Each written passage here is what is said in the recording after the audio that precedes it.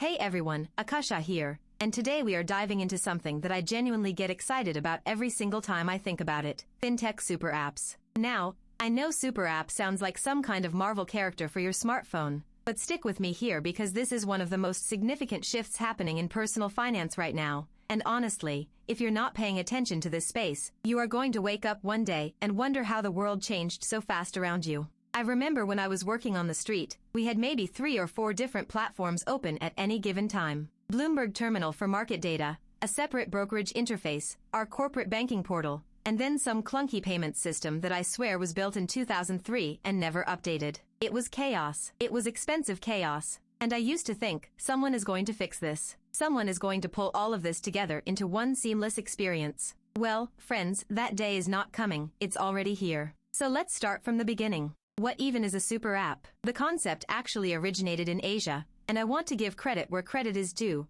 China's WeChat is the original blueprint. WeChat started as a messaging app back in 2011, and today it handles everything from chatting with your friends to paying your rent to booking a doctor's appointment to managing investments. It has over 1.3 billion monthly active users. Let that number sink in for a second. That is more than the entire population of the United States, Canada, and Western Europe combined, all living inside one app. The core idea is simple but powerful. Instead of downloading 15 different apps for 15 different financial needs, a super app consolidates banking, investing, payments, lending, insurance, and sometimes even lifestyle services into one unified platform. One login, one interface, one place where your entire financial life lives. Now for those of us who grew up juggling a Chase account, a Robinhood account, a Venmo, a PayPal, and maybe a Betterment portfolio, this idea sounds almost too good to be true. Here in the United States and Europe, we are at a really fascinating inflection point. Several major players are in a race to become that one-stop financial destination,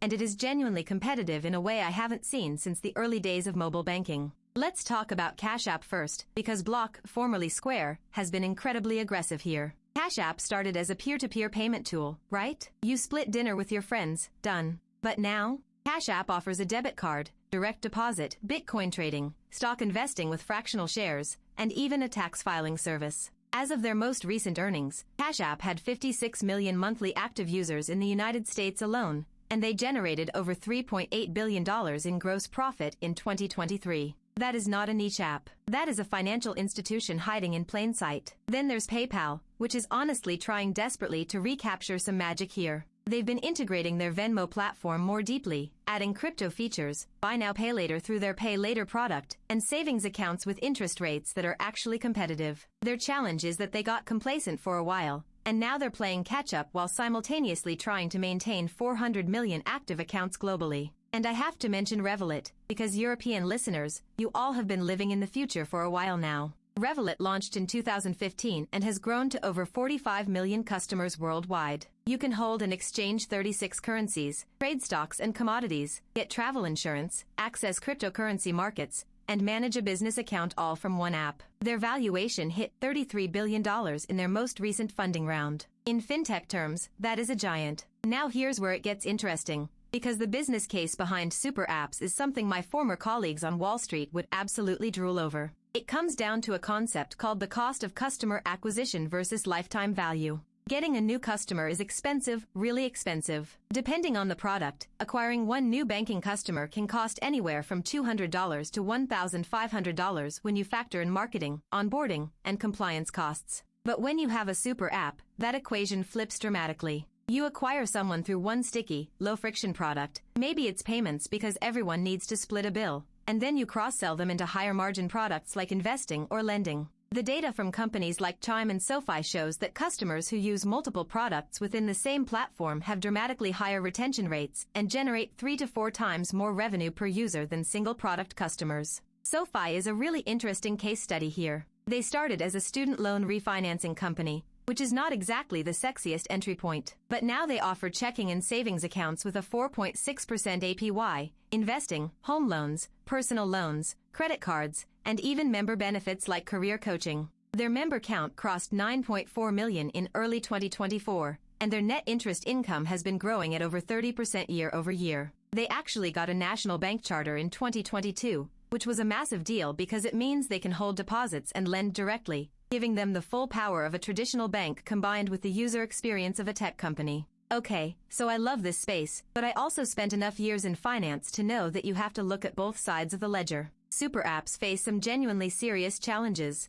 and I would be doing you a disservice if I just painted a rosy picture. Regulation is the big one. When you are doing banking and investing in payments and insurance all under one roof, you are operating across multiple regulatory frameworks simultaneously. In the US, that means dealing with the FDIC, the SEC, FINRA, the CFPB, and potentially state-level regulations in all 50 states. That is an enormous compliance burden, and one mistake, one data breach, one compliance failure, can crater your reputation overnight. We saw what happened to fintech company Synapse earlier in 2024 when it collapsed and left customers unable to access their funds. That kind of incident sets back consumer trust for the entire industry. Data concentration is another concern I think about a lot. When one app knows your income, your spending habits, your investment portfolio, your insurance coverage, and your credit score, that is an extraordinary amount of financial intimacy. There's real value in that for consumers, personalized advice, better rates, smarter features, but there's also real risk if that data is misused, sold, or compromised. And then there's the incumbents.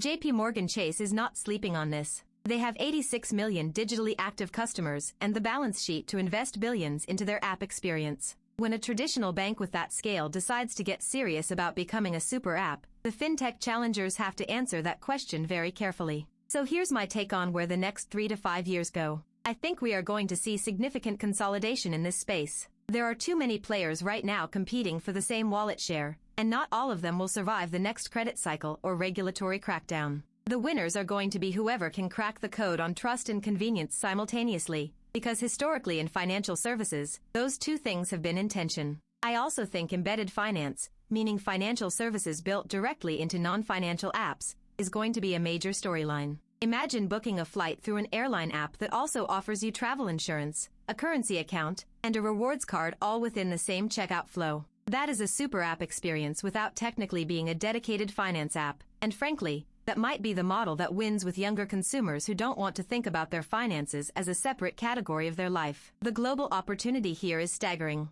According to a McKinsey report, financial super apps could generate $150 to $200 billion in revenue globally by 2030. We are in the first or second inning of that story. Look, as someone who lived through the early days of online trading, then mobile banking, and now this super app revolution, I can tell you with full confidence that we are watching the architecture of personal finance get rebuilt from the ground up. It is messy, it is competitive, and it is absolutely thrilling. My advice? Pay attention to your own financial life and ask yourself honestly, how many apps are you currently using to manage your money? Because the answer to that question is probably going to look very different 5 years from now. If you found this valuable, please give it a thumbs up and subscribe because I cover this stuff every single week, and we are just getting started on the FinTech revolution content this year. Let me know what you think in the comments below.